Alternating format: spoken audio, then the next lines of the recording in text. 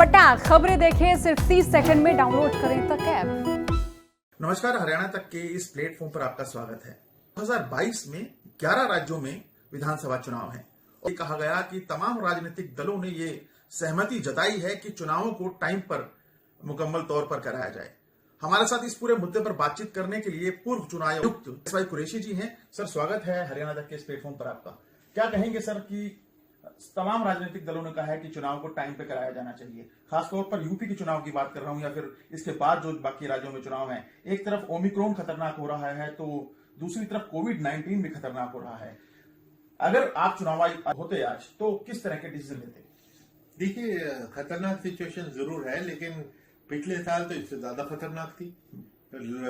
लाखों लोग प्रभावित हो रहे थे, कितने लोग मरे, लाशें बह रही थी नदियों में। लेकिन इलेक्शन हुआ, बिहार में इलेक्शन हुआ, बहुत अच्छा इलेक्शन हुआ।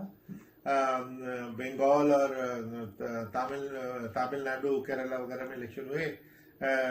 बंगाल में जरूर ये हुआ था कि कुछ केसेस बढ़े क्योंकि वहां रैलीज बंद नहीं की गई। रैलीज बंद कर देनी चाहिए थी, तो सोल्यूशन बहुत आसान है। अब लेटली जो डिबेट हो रही है, मैं हैरान हूं, एक ही सांस में दो बातें हो रही हैं कि वो कहते हैं कि रैलीज बंद कर दो या इलेक्शन पोस्टपोन कर दो। रैली बंद करना इलेक्शन कमीशन के बाएं हाथ का खेल है। इलेक्शन पोस्टपोन करना उनके इख्तियार में है ही नहीं। वो तो कॉन्स्टिट्यूशन ने एक फिक्स टर्म दी है विधानसभाओं को और उसको एक्सटेंड सिर्फ पार्लियामेंट कर सकती है इमरजेंसी सिचुएशन में। और इमरजेंसी भी दो किस्म की, कि युद्ध हो जाए या ऐसे लॉ एंड ऑर्डर प्रॉब्लम हो जाए, जैसे एक दफा पंजाब और कश्मीर या असम में हुई थी। तो इस वजह से पिछले 70 साल में सिर्फ 3 बार इलेक्शन स्थगित हुए इन 3 जगह, क्योंकि वहां तो इंसर्जेंसी की हालत थे ना।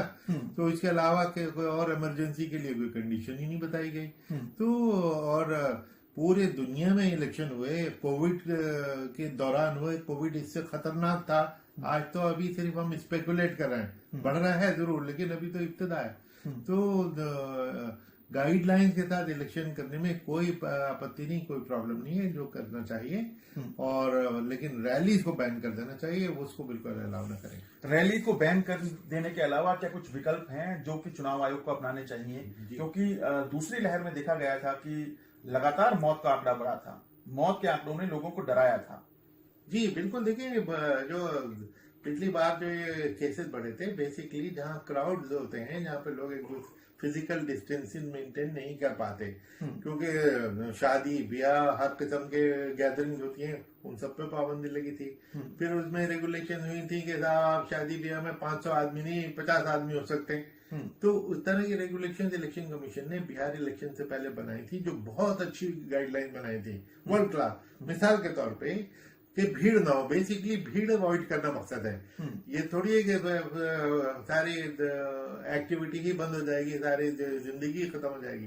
उसमें क्या उन्होंने किया कि साहब पोलिंग स्टेशन पे भीड़ ना हो, तो पोलिंग स्टेशन के नॉर्मल साइज उस वक्त 1500 होता था, उन्होंने उसको 1000 कर दिया। तो 40,000 के करीब नए बूथ बनाने पड़े, तो कोई बात नहीं बनाए। उन्होंने पोलिंग टाइम 1 घंटे बढ़ा दिया ताकि लोग एक साथ इकट्ठे न हो जाए, ज्यादा लंबे टाइम में वो आएंगे, कम लोग आएंगे ज्यादा टाइम में आएंगे। सोशल डिस्टेंसिंग की वो लाइन होगी तो उसमें 5-5 फुट का फासला होगा। सबके सैनिटाइजेशन का इंतजाम किया। ग्लव्स बांटे गए कि क्योंकि आप ईवीएम को हाथ लगाएंगे, फिजिकली छुएंगे बटन दबाने के लिए, तो ग्लव्स दे दिए गए। तो ये सारे जो या बुजुर्ग लोगों को 80 साल के ऊपर बीमार लोग और उनके लिए कि घर से आके हम आपका वोट कलेक्ट कर लेंगे, पोस्टल बैलेट की फैसिलिटी दे दी। तो ये सब इसलिए ये बहुत अच्छे कदम थे, ये करना चाहिए। सिर्फ उसमें जो एक कमी रह गई कि जो रैलीज हैं उनको उन्होंने रेगुलेट करनी होगी कि 500 से बड़ी रैली नहीं होगी। अरे भाई, आप ये सोचिए कि प्रधानमंत्री जी अगर जाते हैं तो 5-5 लाख की रैली होती है। 500 लोगों की रैली करने प्रधानमंत्री जाएंगे या कोई नेता जाएगा? तो 500 की रैली क्या रैली होती है, उसको बंद ही कर दो टोटली। क्योंकि 500 के रैली के रेगुलेशन में और इम्प्लीमेंट न कर पाए, वहां पे 2000 आ जाए, 5000 हो जाए, तो वहां से खतरा शुरू होता है। तो रैली को टोटली बैन करें। देखिए, थोड़ा बहुत हर पार्टी को जरा सा उससे नुकसान हो सकता है कि लोगों तक पहुंचने में, लेकिन जब रूल्स ऑफ द गेम सबके लिए एक होते हैं बराबर हैं। भाई अगर बीजेपी की रैली नहीं होगी तो फिर कांग्रेस की भी तो नहीं होगी, समाजवादी की भी तो नहीं होगी, सब किसी की भी नहीं होगी। तो लेवल प्लेइंग फील्ड हो जाती है। तो रैली इज द की।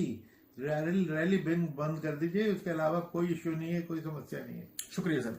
तो कुछ ना कुछ सख्त कदम जरूर उठाने होंगे चुनाव आयोग को, मसलन की रैली को बैन करना, क्योंकि दूसरी लहर में देखने में आया था कि जो चुनाव बंगाल में हुए थे, जो चुनाव बिहार में हुए थे, सोशल डिस्टेंसिंग का बेहतरीन तरीके से पालन कराया गया, पोलिंग बूथ के ऊपर जिस तरह की बेहतरीन व्यवस्थाएं की गई थी, ये सारी चीजें अगर आपको करनी है, समय पर चुनाव कराना है, तो कहीं ना कहीं सख्त फैसले लेने की जरूरत है। कैमरामैन जितेंद्र शर्मा के साथ नीरज वशिष्ठ, गुरुग्राम, हरियाणा तक।